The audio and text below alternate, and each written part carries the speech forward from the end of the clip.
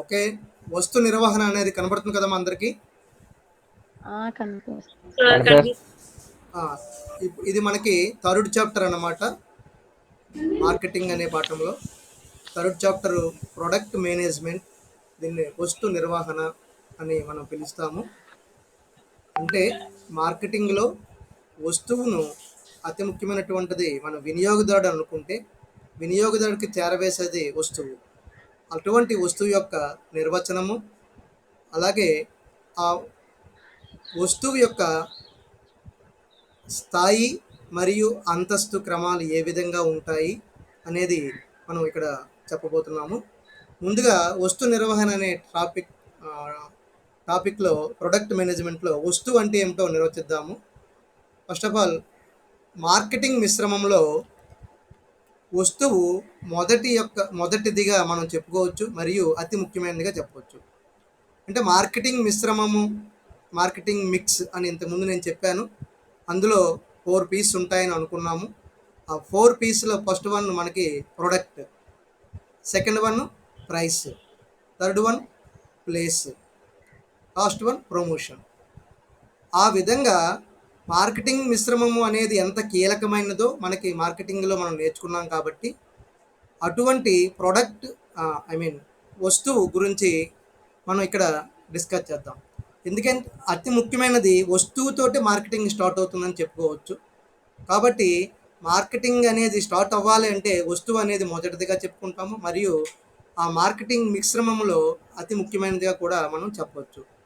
అయితే వినియోగదారులుగా వివిధ అవసరాలను సంతృప్తిపరుచుకున్నటకు అనేక రకాల వస్తువులను కొనుగోలు చేయటము అనేది మనం తెలుసుకుంటాము.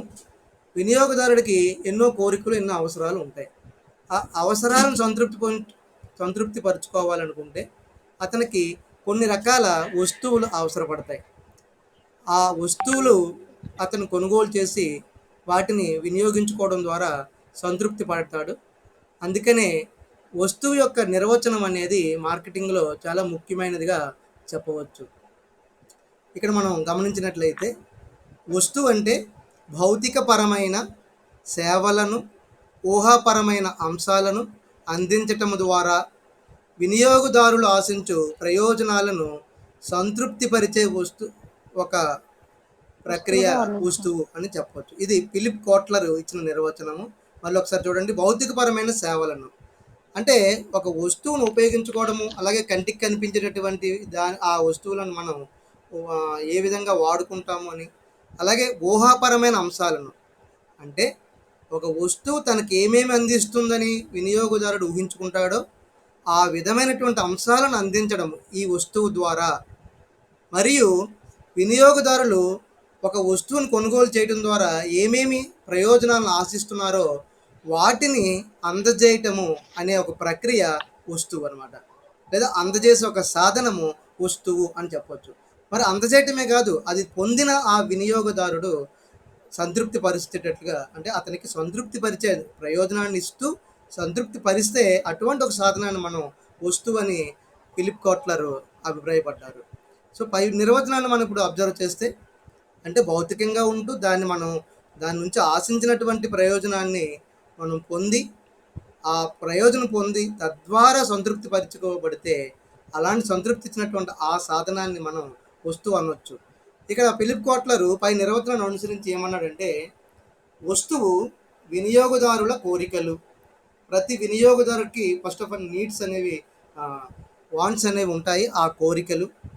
అలాగే వారి యొక్క అలవాట్లను దృష్టిలో ఉంచుకొని వారికి అవసరమైనటువంటి సేవలను అందించి ప్రయోజనాలను కల్పించేదిగా ఉండాలని ఈ యొక్క నిర్వచనం ద్వారా మనకి తెలుస్తుంది.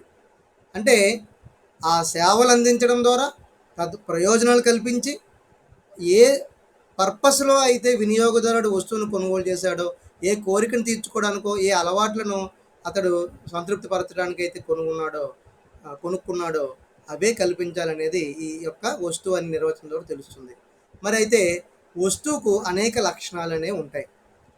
ప్రతి వస్తువుకు వాటి యొక్క ఎటైర్ను బట్టి కొన్ని లక్షణాలు అనేవి కనబడుతూ ఉంటాయి.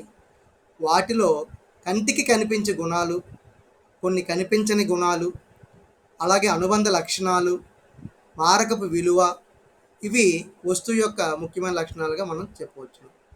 అంతేకాకుండా అంటే ఇక్కడ ఏంటి, కంటికి కనిపించే గుణాలు. First of all visible characteristics అనేవి, మనం ఒక వస్తువుని చూడగానే ఇది పలానా ప్రయోజనాన్ని సంతృప్తి పరిచేందుకు ఉపయోగపడుతుందని చెప్పగలము.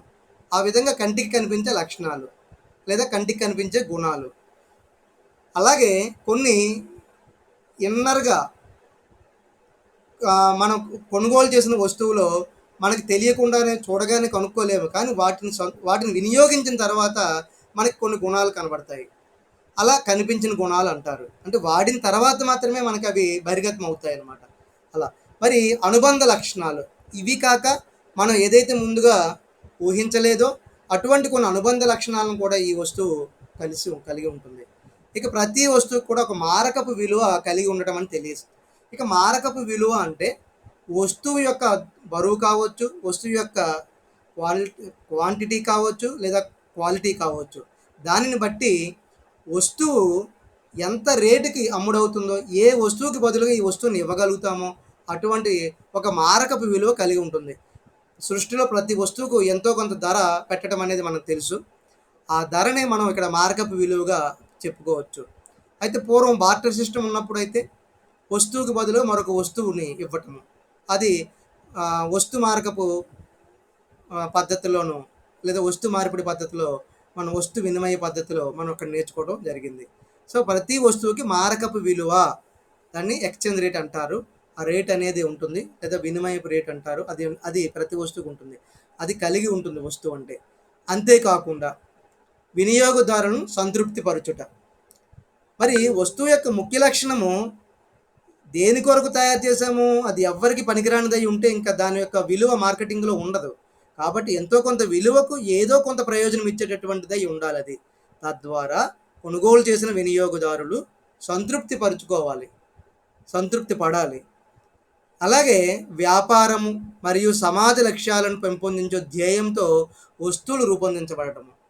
ఇక్కడ ఒక వ్యాపార వస్తువుగా ఒక వస్తువుని తీర్చిదిద్దాక దానికి కొన్ని లక్ష్యాలు అనేవి నిర్ణయించబడతాయని మనకు తెలుసు.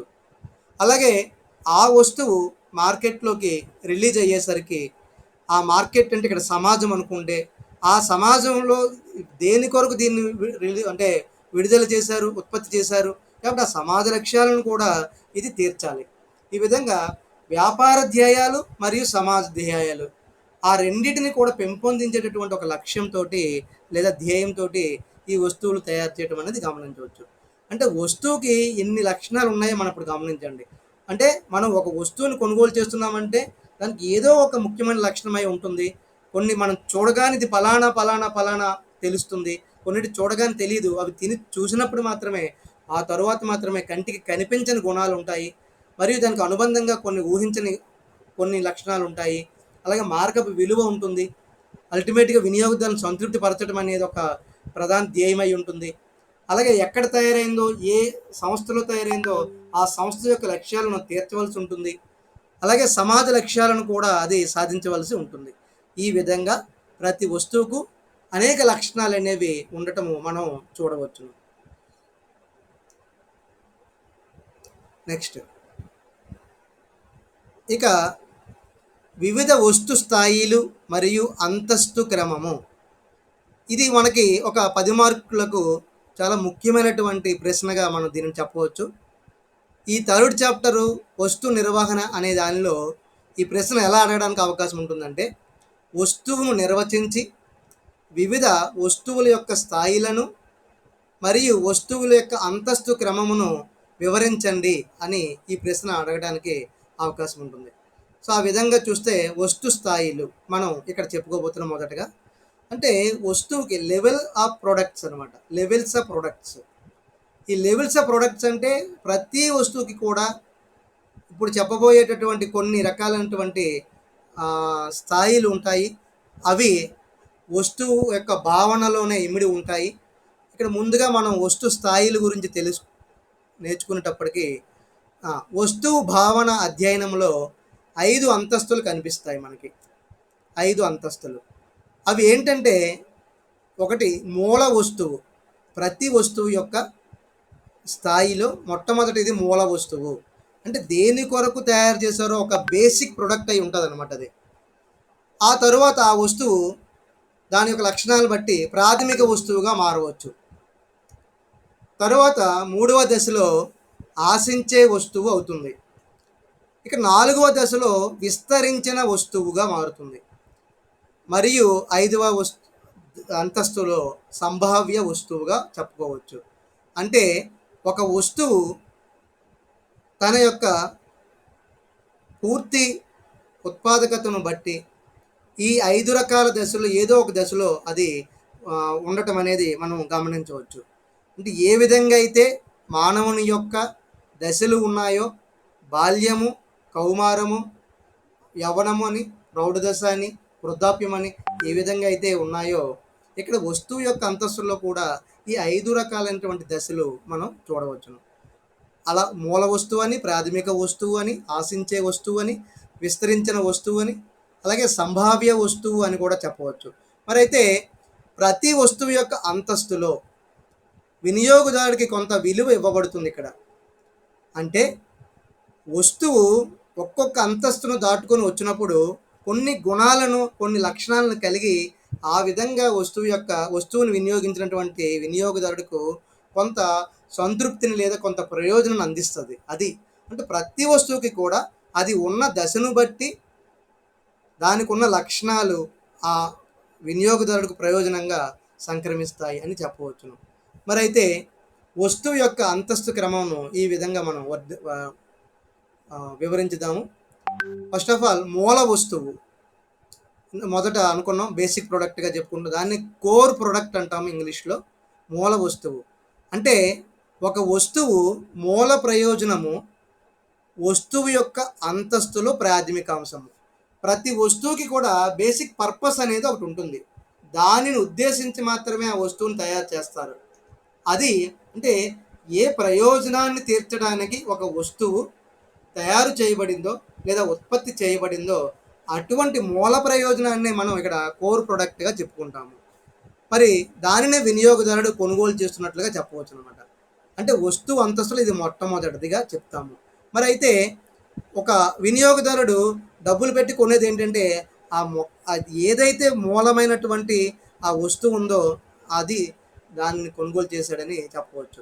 ఇక్కడ ఒక నిర్వచనం మనం ఒక ఉదాహరణగా చెప్పుకోవాల్సి వస్తే, ఒక హోటల్లో లేదా ఒక లాడ్జిలో బస చేసే ఒక వ్యక్తి ఉదయం అంతా వేరే ఊరు వెళ్ళి ఉదయం అంతా తన పని చూసుకొని సాయంత్రానికి అక్కడ ఎక్కడో దగ్గర స్టే అయ్యి మరుసటి రోజు ఉదయం మళ్ళీ తిరిగి ఇంటికి వెళ్దామని అనుకుంటాడు.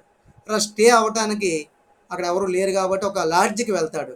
సో ఎందుకు స్టే అయ్యాడు అంటే ఆ రాత్రిని అతడు ఎలాగోలాగా దాటుకోవడానికి, అంటే నిద్రపోయి కాస్త రెస్ట్ తీసుకొని తెల్లవారుజామున బయలుదేరి వెళ్దామని అతను ఉద్దేశము. సో అప్పుడు హోటల్ని అతను ఎందుకు సెర్చ్ చేశాడు అంటే, ఎందుకు చూజ్ చేసుకున్నాడు అంటే ఒక బస చేయడానికి, అక్కడ నిద్రపోవడానికి, విశ్రాంతి తీసుకోవడానికి.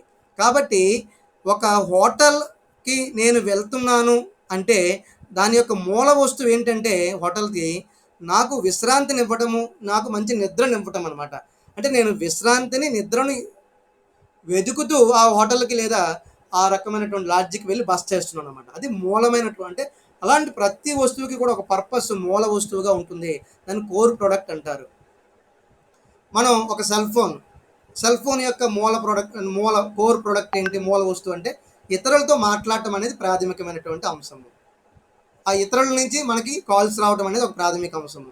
ఇలా కమ్యూనికేషన్ ఇచ్చిపుచ్చుకోవటానికి అది మూలమైనటువంటి. ఇక తరువాత దానికి ఉన్నటువంటి అనేక ఫీచర్స్ తరువాత విషయాలు. కాబట్టి ప్రతి వస్తువులో కూడా ఏదో ఒక రకమైనటువంటి అంశము మూల వస్తువుగా ఉంటుంది. కాబట్టి ఇక్కడ వినియోగదారుడు ఏంటి, మూల వస్తువుకి డబ్బు చెల్లిస్తాడు అనమాట. ఇక్కడ మొట్టమొదటిగా అది.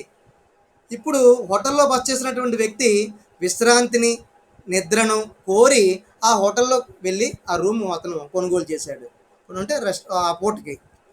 అదేవిధంగా ఒక వ్యక్తి స్నానం చేసుకోవడానికి ఒక సబ్బుని కొనుగోలు చేశాడు అనుకున్నాం. స్నానం చేయడానికి ఒక సబ్బుని కొనుగోలు చేసి అతను దాన్ని తినడు కదా. ఆ బాత్రూమ్కి వెళ్ళి అక్కడ బేతింగ్ చేస్తాడు, సబ్బు యూజ్ చేసుకుంటాడు. తద్వారా మురికిపోయి పరిశుభ్రంగా ఉండాలని కోరుకుంటాడు. అంటే సబ్బును అతను ఎందుకు కొనుగోలు చేశాడు అంటే పరిశుభ్రత కోసము. అక్కడ సబ్బు యొక్క ప్రాథమిక లేదా మూల వస్తువు ఏంటంటే పరిశుభ్రత. సో అలా ప్రతి వస్తువులో కూడా మూల వస్తువు అనేది ఒకటి ఉంటుంది. దానిని మనం ఐడెంటిఫై చేస్తాము. ఇది మనకు తెలియాల్సిన అవసరం, అంటే మనం దీన్ని పనిగట్టుకుని వెళ్ళవలసిన అవసరం లేదు. అయితే కొన్ని వస్తువుల విషయంలో తెలియకపోవచ్చు. ఒక షేవింగ్ క్రీము తీసుకొని వచ్చి అది టూత్‌పేస్ట్ అనుకోని మనం ఆ టూత్ బ్రష్ పైన పెట్టుకొని చేస్తే అందులో ఆ వస్తువు యొక్క మూల వస్తువు నీకు తెలియలేదని అర్థము. సో మన కంటికి కనబట్టి చూసుకోవాలన్నమాట. ఇది షేవింగ్ క్రీమా, టూత్‌పేస్టా అనేది చూసుకొని మనం దేనికోసం వాడదు. షేవింగ్ క్రీమ్ అయితే గడ్డాన్ని మృదువుగా చేసి కట్ చేసుకోవడానికి అనేది ఒకటైతే, ఇక్కడ స్నానం టూత్‌పేస్ట్ దంతధావనం చేసుకొని దంతాలు శుభ్రం చేసుకోవడానికి అనమాట. అలాగే ప్రతి వస్తువులో కూడా ఒక ముఖ్యమైనటువంటి మూల వస్తువు ఉంటుంది. దాన్ని మనం కొనుక్కోవాలి.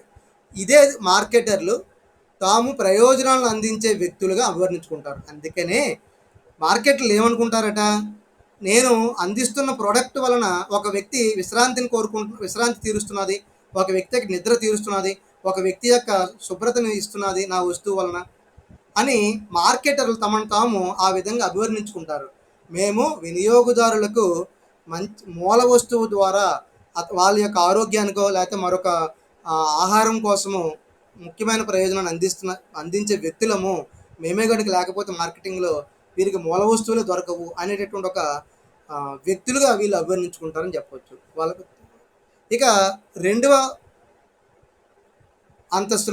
రెండవ విషయం వస్తే ప్రాథమిక వస్తువు. మూల వస్తువు నుంచి మరొక వస్తువు ప్రాథమిక వస్తువుగా మనం చూస్తే, వస్తువు యొక్క రెండవ అంతస్తులో మార్కెటర్లు మూల ప్రయోజనాన్ని ప్రాథమిక వస్తువుగా మార్పు చేస్తారు.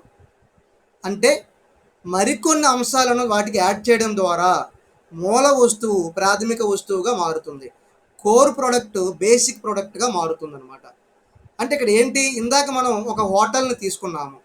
నేను హోటల్కి విశ్రాంతి తీసుకోవడానికి నిద్రపోవడానికే వెళ్ళాను, ఈ 2 పనులు. అయితే తెల్లవారుజాము లేచిన తర్వాత అలాగే అంటే లేచినటువంటి నిద్రమోహంతో నేను ఇంటికి పోను కదా, బస్సు ఎక్కి వెళ్ళలేను కదా. కాబట్టి ఏం చేస్తాను నేను, అటాచ్డ్గా ఒక స్నానపు గది, మరి నిద్రించడానికి ఒక పరుపు, స్నానం చేసిన తర్వాత తుడుచుకోవడానికి ఒక తువ్వాలు, అలాగే తల దువ్వుకోవడానికి ఒక డ్రెస్సింగ్ టేబుల్. అంటే ఈ మూల వస్తువుకు అదనంగా కాదు ప్రాథమికంగా కొన్ని ప్రయోజనాలు ఇవ్వడం అన్నమాట. దాన్ని మూల ప్రయోజనానికి కొన్ని అదనపు ప్రయోజనాలు. అంటే హోటల్ గది అనగానే మనం ఏం ఆశిస్తామంటే ఒక పరుపు ఉండాలి నిద్రపోవడానికి, అలాగే తెల్లవారుజామున లేచిన వెంటనే స్నానపు గది ఉండాలి స్నానం చేసుకోవడానికి, తలకు స్నానం చేసిన తర్వాత తుడుచుకోవడానికి తువ్వాలు ఉండాలి, అలాగే ఒక టవల్ అయిపోయిన తర్వాత పూర్తిగా డ్రెస్అప్ అయ్యి నేను నా ఊరు వెళ్ళడానికి బయలుదేరాలి. ఈ విధంగా మూల వస్తువుకు అదనంగా మరికొన్ని వస్తువులు జోడించబడినట్లయితే వాటిని ప్రాథమిక వస్తువుగా అంటాం. అంటే ఇప్పుడు ఏమైంది, ప్రాథమిక వస్తువు అనేసరికి మరికొన్ని అంశాలు, మరికొన్ని లక్షణాలు, మరికొన్ని విలువలు ఆ వస్తువుకి జోడించబడ్డాయి అని అర్థము. అందుకని చూడండి, వస్తువు యొక్క సౌకర్యాలు పెరిగే కొలది వాటి యొక్క విలువ కూడా పెరుగుతూ ఉంటుంది. అదే ఇక్కడ. సో మూడవ స్థాయిలో వస్తువుని మనం ఆశించే వస్తువుగా మారుస్తాము. వస్తువు యొక్క 3వ అంతస్తులో మార్కెటర్లు ఏం చేస్తారంటే ఒక వస్తువు యొక్క గుణాలను, లక్షణాలను కొనుగోలుదారుడు ఏ విధంగా ఆశిస్తున్నాడో అది తెలుసుకొని దానికి అనుగుణంగా, అంటే వినియోగదారు అభిరుచులను తెలుసుకొని కొనుగోలుదారుడు ఏమని కోరుకుంటున్నాడో ఈ వస్తువు ద్వారా తెలుసుకొని దానికి అనుగుణంగా ఈ వస్తువుని వాళ్ళు తయారు చేస్తారు. అందుకే దీనిని ఏమంటాం, ఎక్స్పెక్టెడ్ ప్రోడక్ట్, అంటే ఆశించే వస్తువు. ఒక వస్తువు ద్వారా వినియోగదారుడు ఏం ఆశిస్తున్నాడో వాటిని ఈ వస్తువుకి ఆపాదించి వస్తువుని మార్కెట్లోకి వినియోగదారుడికి చేరవేయటము. అలా అంటే గుణగణాలను తెలుసుకొని చేయటం అనమాట. ఇక్కడ ఇందాక చెప్పినట్లుగా ఒక హోటల్లో బస చేసినటువంటి వ్యక్తి ఏంటి ఆశిస్తాడు, నిద్రపోదామని మొట్టమొదటి అనుకున్నాడు, నిద్రపోవడానికి పరుపు కావాలని రెండోసారి అనుకున్నాడు. ఇప్పుడు ఆ పరుపు ఎలా ఉండాలనుకుంటాడు, ఆశిస్తాడు. శుభ్రంగా ఉండాలని కోరుకుంటాడు. ఇక ఎవరు వాడకుండా కొత్త పరుపే నాకు ఇవ్వాల్సి ఉంటుంది, ఆ పరుపు పైన కొత్తగా దుప్పట్లు వేసి ఉంటే బాగుంటుంది, కొత్తగా తలగళ్ళు అంటే తలగళ్ళు కొత్తగా ఏర్పాటు చేసి ఉంటే బాగుంటుంది అని శుభ్రత అనేదాన్ని ఇక్కడ ఆశిస్తాడు. అంటే శుభ్రమైన పరుపులు, తువ్వాళ్ళు, అలాగే లైట్ ప్రకాశించే బల్బులు, ప్రశాంతమైన వాతావరణం. ఈ విధంగా అతను అదనంగా మరికొన్ని లక్షణాలను ఆశించాడు కాబట్టి అలాంటి వాటిని కూడా దానికి చేర్చినట్లయితే అవి ఆశించే వస్తువుగా మారుతుంది అక్కడ. అందుకనే చాలామంది ఇప్పుడు చెప్పుకున్నటువంటి వినియోగదారులు ఆశించే ప్రయోజనాలను కొన్ని వస్తువులు అందిస్తాయి. అందుకనే మూల వస్తువు నుండి ప్రాథమిక వస్తువుకు, ప్రాథమిక వస్తువు నుండి ఆశించే స్థాయికి లేదా ఆశించే వస్తువుకు ఇలా మారింది. అందుకనే వినియోగదారులు ఏం చేస్తారు, తమకు అందుబాటులో ఉండే హోటళ్లను కానీ, తక్కువ ఖర్చు అయ్యే హోటళ్ళను కానీ ఎంపిక చేసుకుంటారు. ఎంపిక చేసుకొని తమకు అనుగుణంగా ఇన్ని రకాల అంటే లగ్జరీస్ ఉన్నాయా లేదా, అంటే ఇవన్నీ మినిమమ్. హోటల్ అనగానే మినిమం నీడ్స్ ఇవన్నీ కూడా. టవల్ లేకపోయినా పర్లేదు, వాడు పట్టుకుని వెళ్ళి ఉంటాడు. కానీ దుప్పటి లేకపోయినా పర్లేదు, కానీ పరుపు అనేది వాడు పట్టుకుని వెళ్ళలేడు కదా. కాబట్టి పరుపు అనేది కొద్దిగా చక్కగా దులిపి ఇవ్వవలసిన బాధ్యత ఆశించే వస్తువుకు ఉంటుంది. ఏం కోరుకున్నాడు ఇక్కడ? శుభ్రమైన పరుపును కోరుకున్నాడు. కొన్ని వాళ్ళు దుప్పటి ఇవ్వకపోయినా, తువ్వాలు ఇవ్వకపోయినా ఆ రెండు తను తెచ్చుకొని ఉండొచ్చును, ఉంటే మంచిదే. ఇవి మూడవ దశలో ఉంటుంది. ఇక నాలుగవది ఏంటంటే అగ్మెంటెడ్ ప్రోడక్ట్, అంటే విస్తరించిన వస్తువు. మూల వస్తువు నుంచి ప్రాథమిక వస్తువుగాను, అదే వస్తువు ఆశించే స్థాయికి మారితే ఇక నాలుగవ దశలో ఒక్కోసారి వస్తువు విస్తరిస్తుంది, అంటే ఎక్స్టెన్షన్ అనమాట. అంటే వస్తువు యొక్క లక్షణాలు ఇంకా మారుతూ ఉంటాయి. ఉదాహరణకి నాలుగవ స్థాయికి వచ్చేసరికి మార్కెటర్లు ఏం చేస్తారు, వస్తువు యొక్క గుణగణాలను విస్తరణ చేస్తారు. అంటే మరికొన్ని సౌలభ్యాలను, సౌకర్యాలను అందిస్తారు ఆ వస్తువుకి. అప్పుడు వస్తు విస్తరణ, రూపకల్పన వినియోగదారుడు ఆశించే పరిధి కంటే ఎక్కువగా ఉంటాయి. వినియోగదారుడు ఎక్స్పెక్ట్ చేయడు, మామూలుగా మినిమం నీడ్స్ ఉంటే చాలులే అని వెళ్తాడు. వెళ్ళిన తర్వాత ఆ గదిలో దోమల మందు ఉండి, చక్కగా మంచి స్మెల్ వచ్చేటట్లుగా అది ఉండి, ఇలా ఇంకా అదనంగా కొన్ని రకాల సౌకర్యాలు, ఒక టీవీ ఉండి, ఆ టీవీకి రిమోట్ ఉండి, ఇలాంటివన్నీ ఉంటే అదనంగా మరికొన్నటువంటి విస్తరణ అంశాలుగా మారింది. అంటే ఇక్కడ హోటల్ అనబడేది మన మూల వస్తువు అనుకుంటే, ఆ హోటల్లో ఇప్పుడు రిమోట్తో పనిచేసే టీవీ కూడా అదనంగా పెట్టారు. అతను కాసేపు రిలాక్స్ అయ్యి ఏవో వార్తలు చూసి పడుకునే ముందర రిలాక్స్ అవ్వడానికి. అంటే అలాగే తాజా పుష్పగుచ్చాలు, ఇంకాస్త డబ్బులు ఇస్తే ఒక ఫ్లవర్, చక్కటి మంచి సువాసన కలిగినటువంటి ఒక పుష్పగుచ్చాన్ని కూడా అక్కడ నుంచి, ఒక బొకేస్ని కూడా పెడతారు. ఇంకా అదనంగా విస్తరించినటువంటి సౌకర్యం ఏంటంటే, అవసరం అనుకుంటే రాత్రి భోజనాన్ని కూడా వాళ్ళే అందిస్తారు. అంటే అదొక సూట్ అనుకుంటే. సో ఆ రాత్రి భోజనాన్ని మంచి భోజనశాల కూడా అక్కడ పెట్టి అలా మెరుగైన రూమ్ సేవలు అందించటము ఈ యొక్క ఆశించిన వస్తువు విస్తరించిన వస్తువు అనేటటువంటి దానిలో మనం చెప్పుకోవచ్చు. నాలుగోది విస్తరించిన వస్తువు, అగ్మెంటెడ్ ప్రోడక్ట్. ఇక ఐదవది సంభావ్య వస్తువు. సంభావ్య వస్తువు అంటే పొటెన్షియల్ ప్రోడక్ట్. ఇది చిట్ట చివరి స్థాయిగా మనం చెప్పుకోవచ్చు. అంటే వస్తు స్థాయిలలో చిట్ట చివరి వస్తువు యొక్క స్థాయి ఏమిటంటే సంభావ్య వస్తువు.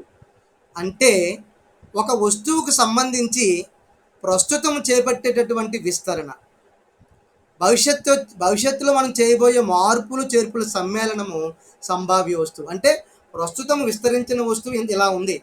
ఈ విస్తరించిన వస్తువుకి మనం కమింగ్ డేస్లో, రాబోయే రోజుల్లో, లేదా మరో గంటలో, 2-3 గంటల్లో, లేదా తెల్లవారుజాముకి మేము మరికొన్ని ఏర్పాట్లు చేస్తామండి అంటే మరికొన్ని మార్పులను చేర్పులను మన భవిష్యత్తులో చేయబోతే అటువంటి మార్పులు చేర్పుల సమ్మేళనాన్ని మనం సంభావ్య వస్తువుగా చెప్పుకోవచ్చు.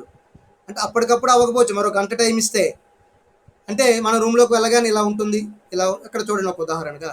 ఈ స్థాయిలో సంస్థలు నూతన పద్ధతుల ద్వారా వినియోగదారులను సంతృప్తి పరచుచు తన వస్తువు ప్రతిపాదన ఇతరుల కంటే భిన్నంగా ఉండే విధంగా చూసుకుంటారు.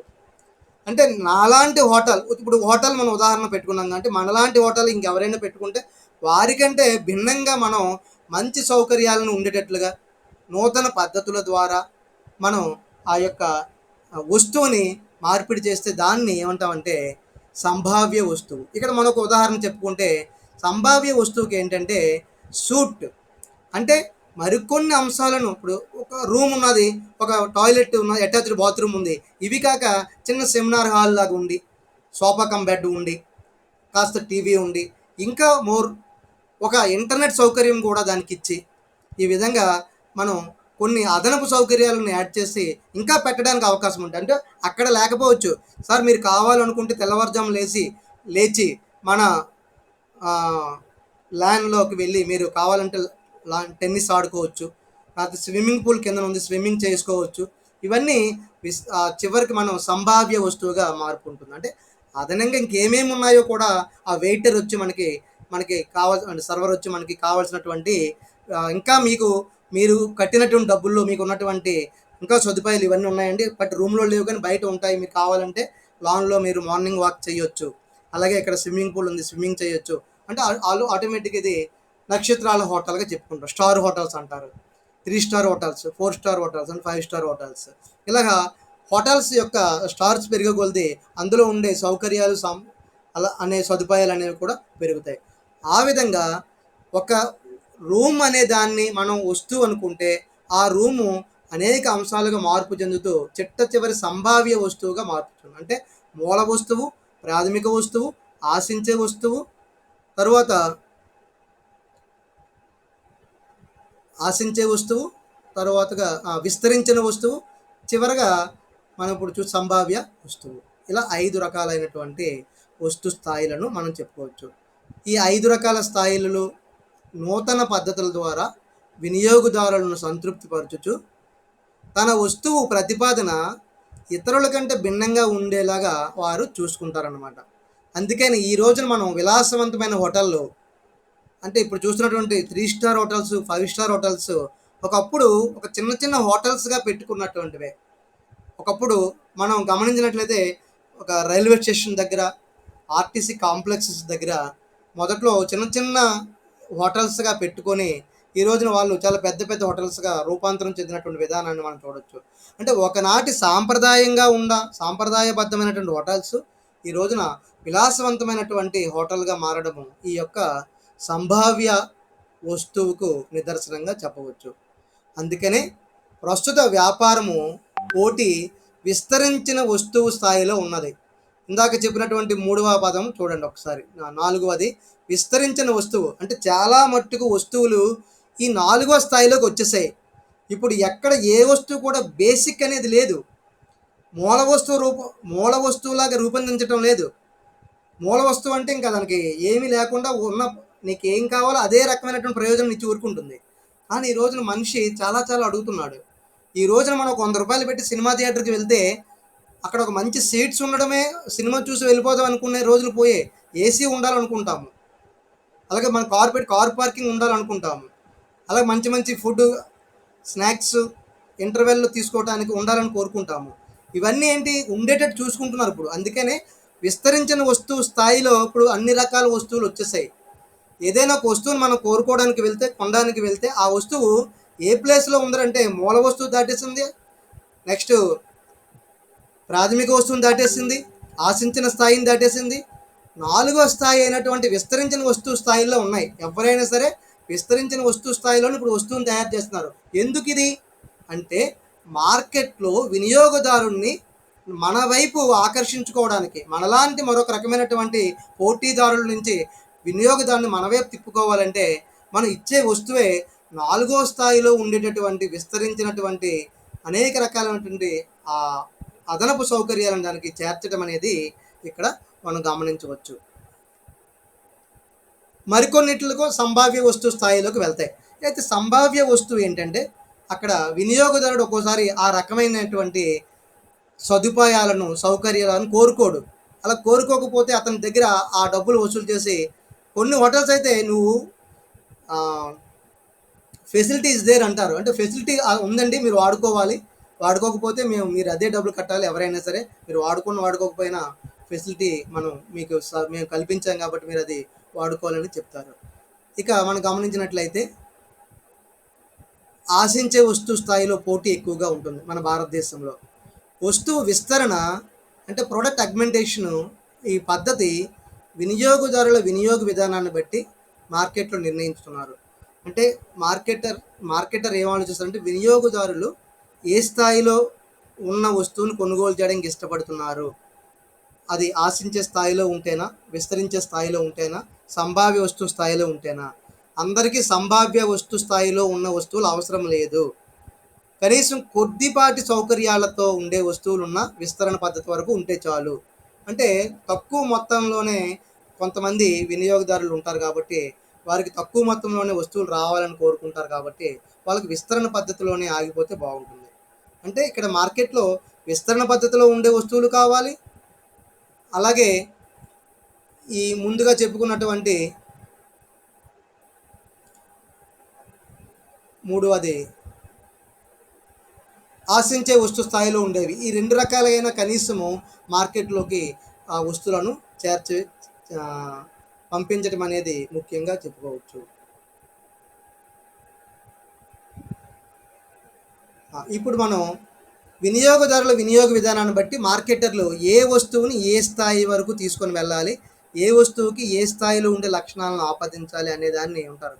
అనగా ఒక వస్తువును పొందడానికి, దానిని మనం ఉపయోగించుకోవడానికి, అది అవసరం లేకపోతే తీసివేయడానికి అతడు నిర్వర్తించే పనులను లెక్కలోనికి తీసుకొనుట ఈ యొక్క ఉద్దేశము.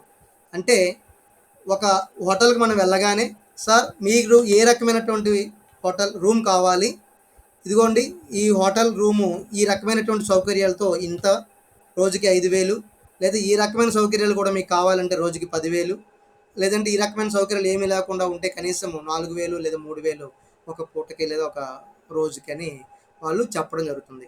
మనం మనకున్నటువంటి బడ్జెట్ ప్రకారము, మనం నివసించేటటువంటి టైం ప్రకారము మనకి ఈ రకమైన లక్షణాలు ఉంటే చాలండి అని చెప్పి మనం కొన్ని అవసరం లేని వాటిని తీసివేసి అప్పుడు లెక్క వేసి దాని యొక్క అమౌంట్ ఎంతో చెప్పమని అడుగుతాము.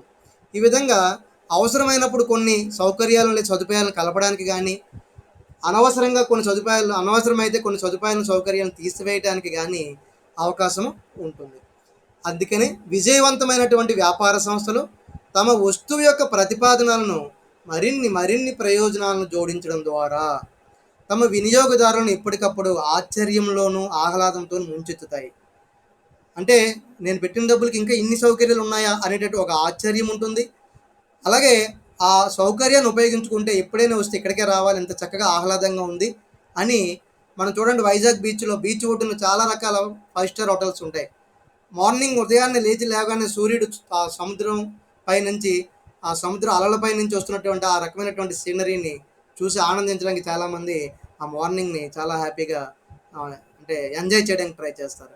ఇవన్నీ కొన్ని ప్రయోజనాలు అన్నమాట. అంటే ఆశ్చర్యంగాను, ఆహ్లాదంగాను కొన్ని ఆహ్, ప అంటే సౌకర్యాలను అందజేయటము ఇక్కడ అవసరం. ఆహ్లాదం అనేది మనం ఊహించిన దానికంటే ఎక్కువగా ఒనగూరినప్పుడు జనించేది. ఆహ్లాదము అంటే మనలోంచి ఉండేటటువంటి ఒక భావన లేదా భ్రాంతి. ఏంటది?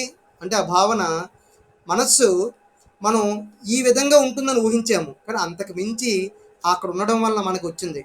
మనం యాక్చువల్ కొంతమంది వైజాగ్ హోటల్‌లో దిగుతారు. మార్నింగ్ లేచి అలా వచ్చేసరికి ఆ సూర్యుడు తన కిరణాలను ఆ సముద్రం పై నుంచి చూస్తే అది అతను ఎక్స్‌పెక్ట్ చేయలేదు.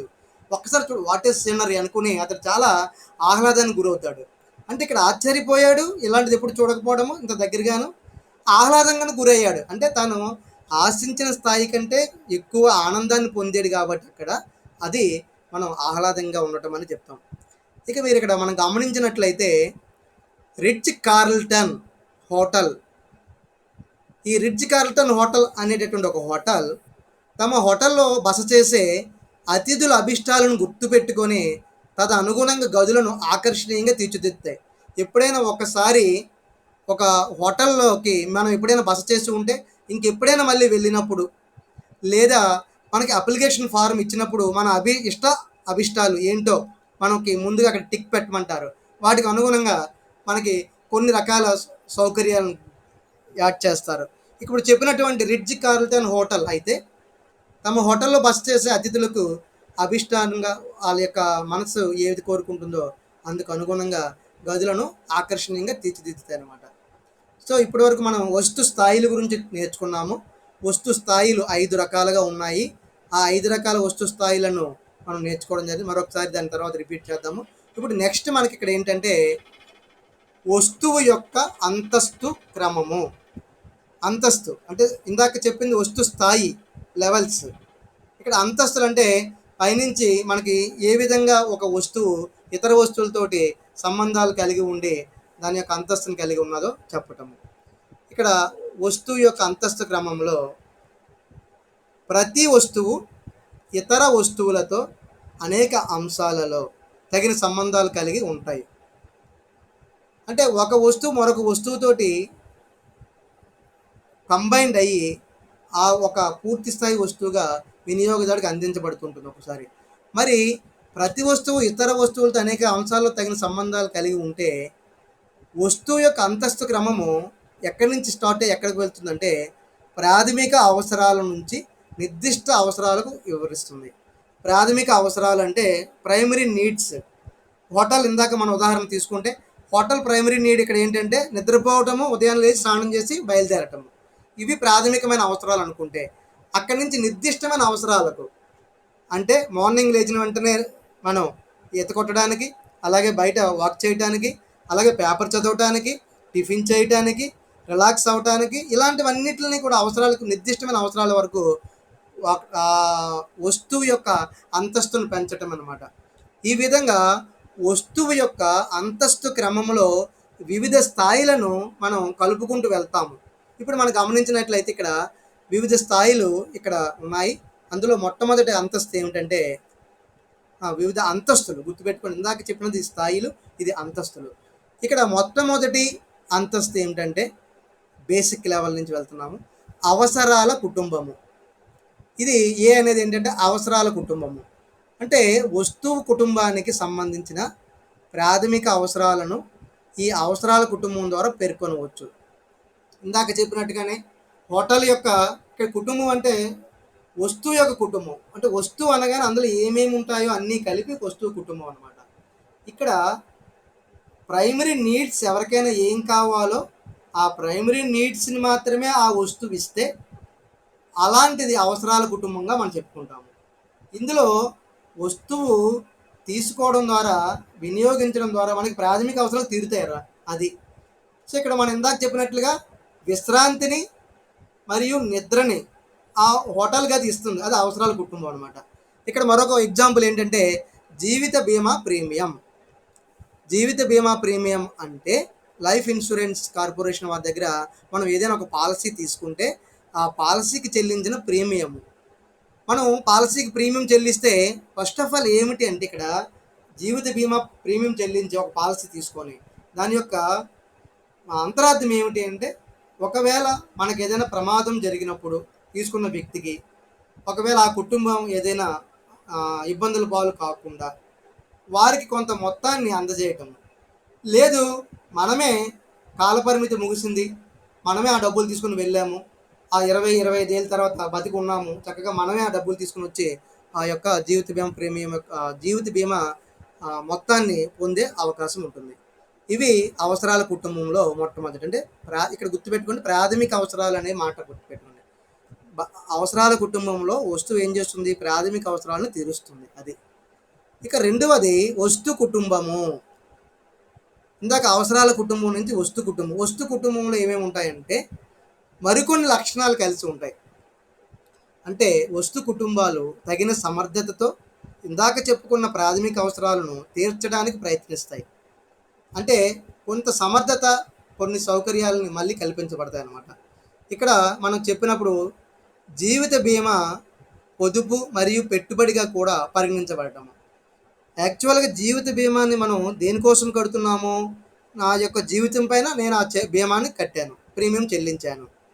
ఒకవేళ ఏదైనా అయితే కుటుంబం వీధుల పాలు కాకుండా ఆ డబ్బుల్ని వాళ్ళకి అందజేయటం కోసం అంటే మనం అవసరాల కుటుంబంలో కట్టాము. ఇప్పుడు కొత్త విషయం ఏం చెప్పారంటే వాళ్ళు, అంటే కొత్త విషయం మనకి ఏం తెలుస్తుందంటే బ్రతికి ఉంటే 25 ఏళ్ళ తర్వాత మన చేతికి డబ్బులు వస్తాయి, లేదంటే ఆ డబ్బులు తీసుకుని వెళ్ళి కుటుంబంలో వ్యక్తులకు ఇస్తారు. ఇక్కడ మనం గమనిస్తే ప్రతి నెల కానీ, ప్రతి 3 నెలలకు ఒకసారి కానీ, 6 నెలలకు ఒకసారి కానీ, సంవత్సరానికి ఒక మారు కానీ మనం జీవిత బీమా ప్రీమియం చెల్లిస్తాం. ఈ చెల్లింపు ఎలాగ ఉంటుంది, ప్రతి నెల పొదుపు కిందగా అవుతుంది అనమాట. మనం 1000 కట్టుకుంటూ వెళ్ళింది చక్కగా మనం ఆ 25 సంవత్సరాల పాటు అలా కడితే మనకు తెలియకుండానే అది ఒక పొదుపు అయ్యింది. ఆ డబ్బులు మొత్తం మన చేతికి వచ్చేసరి ఒక పెట్టుబడిగా కూడా పరిగణించబడుతుంది. అంటే మనం నిర్ణీత క్రమంగా చెల్లిస్తూ ఉన్నటువంటి ఈ ప్రీమియం రూపంలో ఉన్న నగదు మనకి పొదుపు అనేటటువంటి అంశాన్ని సూచిస్తుంది. అంటే ఇక్కడ భయపడటం వల్ల కట్టాడు అతడు, తనకి ఏమైనా అవుతుందేమోనని. కాబట్టి ఆ భయం వలన అతనికి పొదుపు అనేది వచ్చింది. చివరికి అది పెట్టుబడికి కూడా మారుతుంది ఆ డబ్బు మొత్తం అంతా కూడా. కాబట్టి అవసరాల కుటుంబం తర్వాత వస్తు కుటుంబము 2 కంప్లీట్ అయ్యాయి. ఇప్పుడు వస్తువు యొక్క వర్గము ఇది మూడవది. వస్తువు యొక్క వర్గం అనేది మూడవ అంతస్తుగా చెప్పుకోవచ్చు. ఇక్కడ ఏంటి వస్తువు యొక్క వర్గము అంటే కొన్ని సమాన లక్షణాలు కలిగిన, అంటే ఒకే రకమైన లక్షణాలు కలిగినటువంటి విస్తృతమైన వస్తువుల వర్గాన్ని మనం వస్తు వర్గం అంటాము. అంటే మనం తీసుకున్నటువంటి ఈ వస్తువు అనేక వస్తువుల్లో ఒక సమ్మేళనంగా మనం చెప్పుకోవచ్చు. ఇక్కడ జీవిత బీమా ఆర్థిక సాధనాలలో ఒక భాగంగా ఉదాహరణగా చెప్పాడు. ఆర్థిక అంటే ఫైనాన్షియల్ టూల్స్. మనం డబ్బులు పొదుపు చేయాలి అని అనుకున్నప్పుడు పొదుపు చేయడానికి ఉండేటటువంటి అనేక మార్గాలలో మ్యూచువల్ ఫండ్స్లో పెట్టవచ్చు, షేర్స్ కొనవచ్చు, మరొక చోట దాయొచ్చు, మరొక చోట దాయొచ్చు. కొంతమంది తమ డబ్బులను ఈ విధంగా బీమా యొక్క జీవిత బీమాలో కూడా పెడతారు. జీవిత బీమాలో కూడా అనేక రకాల ఎండోమెంట్ పాలసీలు ఉంటాయి, అలాగే మనీ బ్యాక్ పాలసీలు ఉంటాయి. ఇలాంటి ఏదైనా అనేక రకాల సమాన లక్షణాలు కలిగి ఉండేటటువంటి వస్తువు యొక్క వర్గంగా చెప్పుకుంటాము. అలాగే వస్తువు లైన్ నాలుగవది.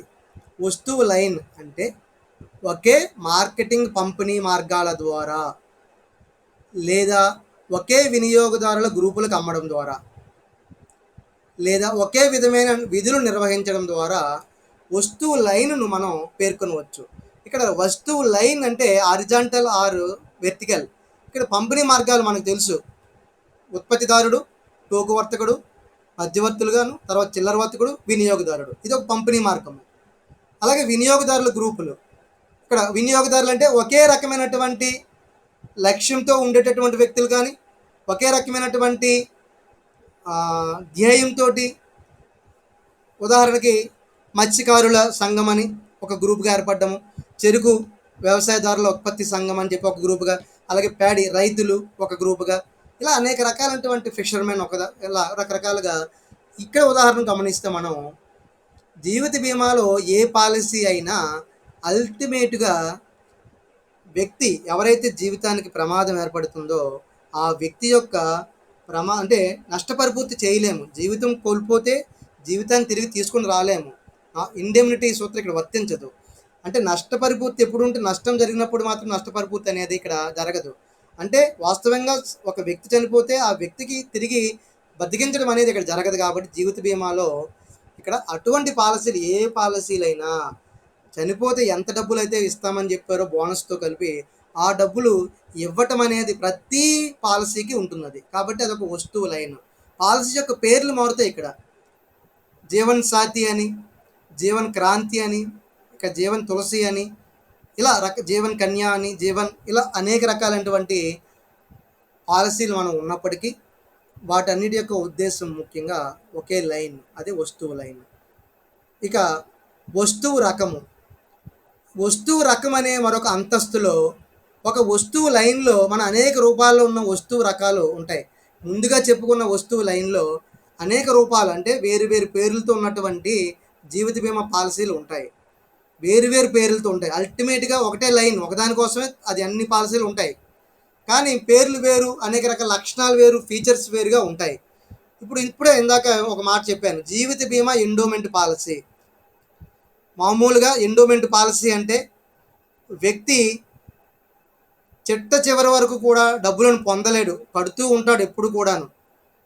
చిట్ట చివరి వరకు ఆ డబ్బులు కడుతూనే ఉండాలన్నమాట. అది అంటే ఎండోమెంట్ యావజ్జీవ పాలసీ అంటారు.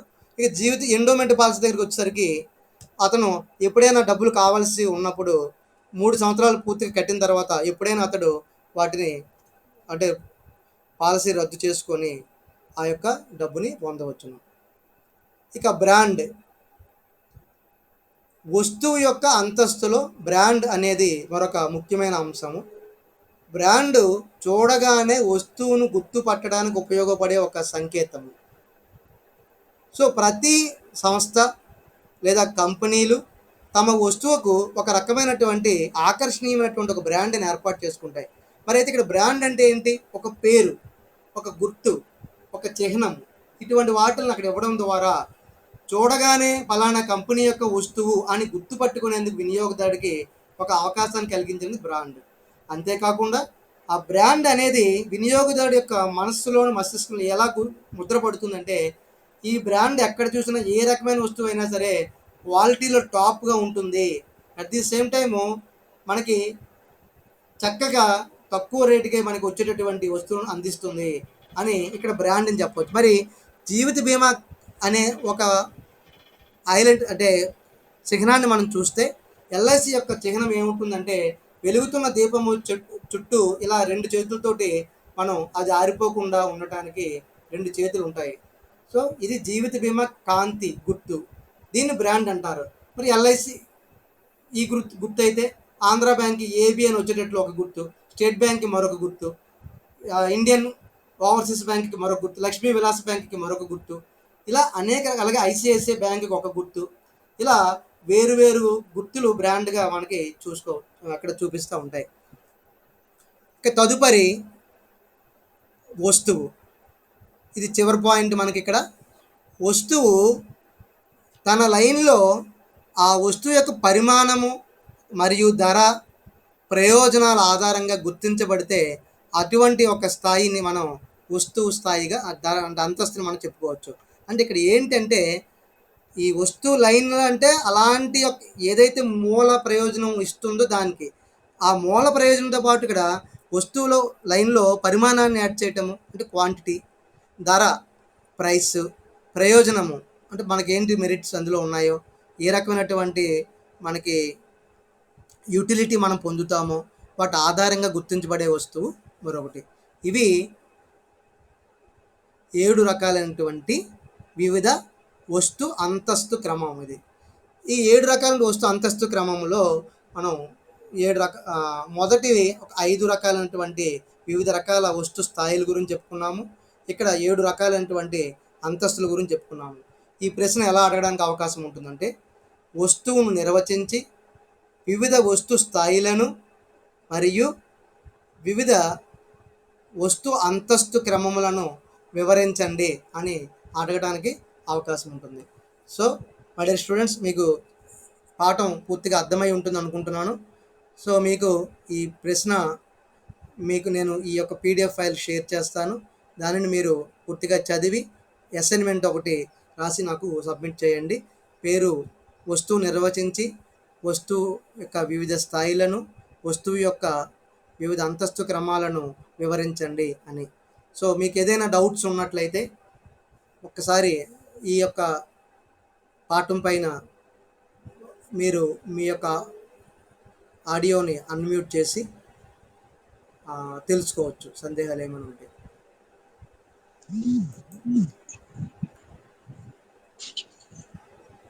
ఓకే, భానుప్రసాద్, రామలక్ష్మి మొట్టమొదటి వివిధ వస్తు స్థాయిల్లో ఎన్ని స్థాయిలు ఉన్నాయమ్మా? 4 సార్. ఒకసారి 5 4 5 అనుకున్నాం.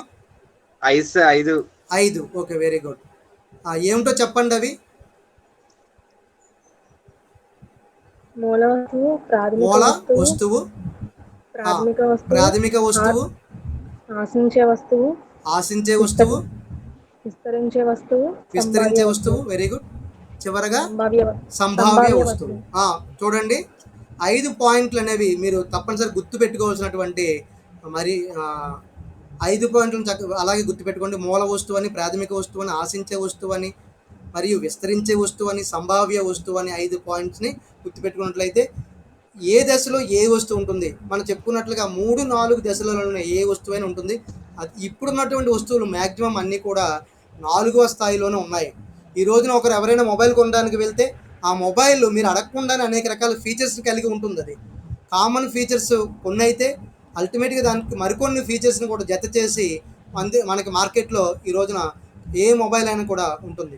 కనీసం ఒక ఫీచర్ ఫోన్ చూసినా ఇప్పుడు మనకి ఈ రకంగా సదుపాయాలు ఉండటం అనేది జరుగుతుంది. ఓకేనా? అనురాధ, తను చెప్పమ్మా. వివిధ అంతస్తులు ఉన్నాయి కదా, అవి ఎన్ని ఉన్నాయి? 7 రకాలుగా ఉన్నాయి. మొట్టమొదటిది ఏంటి అందులో? వస్తువు యొక్క అదే అవసరాల కుటుంబం సార్. అవసరాల కుటుంబం, వెరీ గుడ్. అవసరాల కుటుంబంతో స్టార్ట్ అవుతుంది. అంటే వస్తువు ప్రాథమికంగా ఏ అవసరం కోసం అయితే తయారు చేస్తారో ఆ అవసరాన్ని తీర్చడం అనేది ఇక్కడ జరుగుతుంది. కాబట్టి అవసరాల కుటుంబంగా మనం చెప్పుకోవచ్చు దాన్ని. ఓకే, పాయింట్స్ మీకు అందరికి అర్థమయ్యా? ఏమైనా డౌట్లు ఉన్నాయా? Yes sir. ఏమైనా డౌట్స్ ఉన్నట్లయితే ఒక్కసారి అటెండెన్స్ అను, జోష్న, రాజు, ఎర్నికుమారి, రామకృష్ణ, రామలక్ష్మి, రవి, భానుప్రసాద్, రామకృష్ణ, అలాగే సిరగం రామకృష్ణ, విజయభవాని, శ్రావణి, ఇలా కొంతమంది స్టూడెంట్స్ అటెండ్ అయిన వాళ్ళు నాకు కనబడుతున్నటువంటి వ్యక్తులు ఇక్కడ. సో మనం అటెండెన్స్ని ఆల్రెడీ ఇలా తీసుకోవడం జరుగుతుంది. ఇంకా ఎక్కువ మంది వచ్చేటట్లుగా చూడండి. నేను ఆల్రెడీ మెసేజ్ పెట్టాను. ఈ యొక్క చక్కగా ఈ ప్రజెంటేషన్ని అందరూ తెలుసుకొని మీరు అర్థం చేసుకున్నట్లయితే చక్కగా నేను చెప్పినప్పుడు వినడం ద్వారా మీకు 50% వస్తుంది. మీరు దాని నోట్స్లో రాసి తిరిగి చదువుకోవడం ద్వారా మరో 50% మీరు ఫుల్ మార్క్స్ గెయిన్ చేసేందుకు అవకాశం ఉంటుంది. సో ఇంకేమైనా డౌట్స్ ఉన్నట్లయితే మనం ముందుకు వెళ్దాం, లేదంటే ఇక్కడితో ప్రజెంటేషన్ స్టాప్ చేస్తాను. సో మనం రేపటి రోజున మేబీ ఎల్లుండు మండే క్లాస్లో ఒక అసైన్మెంట్ ఇవ్వడం జరుగుతుంది.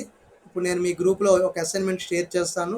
ఆ అసైన్మెంట్ని మీరు రేపటి రోజున చదివి చూడకుండా రాసి నాకు ఒక PDF ఫైల్లో తిరిగి మన గ్రూప్లో షేర్ చేయండి. Okay sir. Okay okay sir, thank you. Stop presenting చేద్దాం.